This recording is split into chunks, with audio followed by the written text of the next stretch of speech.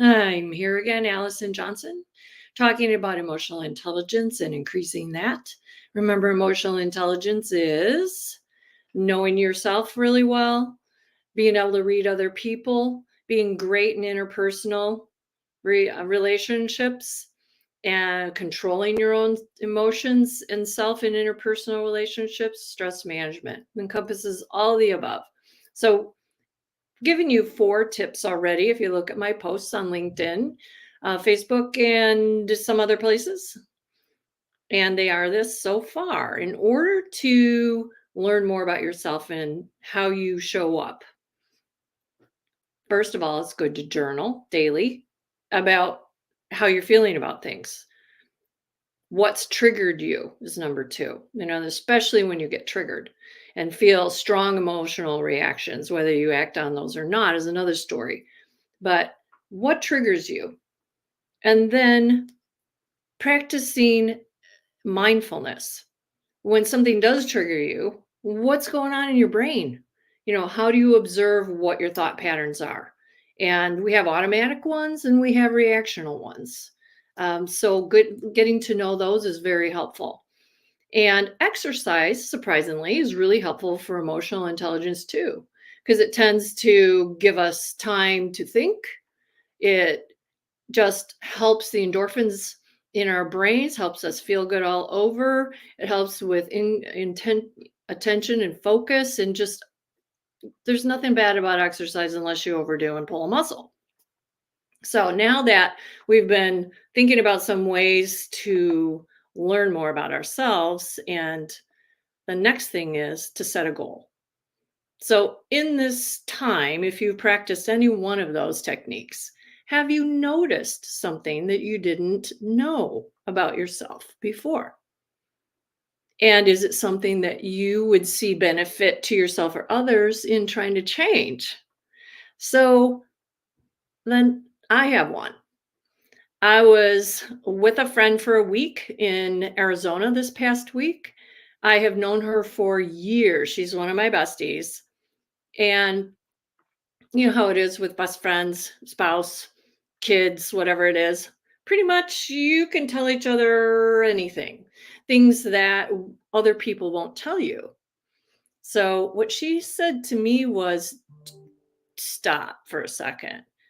Do you notice how often when I'm relating something, you'll interject your thoughts about it? I said, yeah, I know I can do that, huh? I'm sorry, am I doing that a lot? And she said, yeah. And I said, how does it make you feel when I do that? And she said, well, I'm not sure you're really paying attention.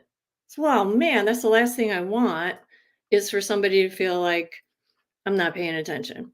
So the reason I do that, I know this about myself, is I have a very fast brain. And a lot of times I can fill in what somebody's going to say, and I'm right.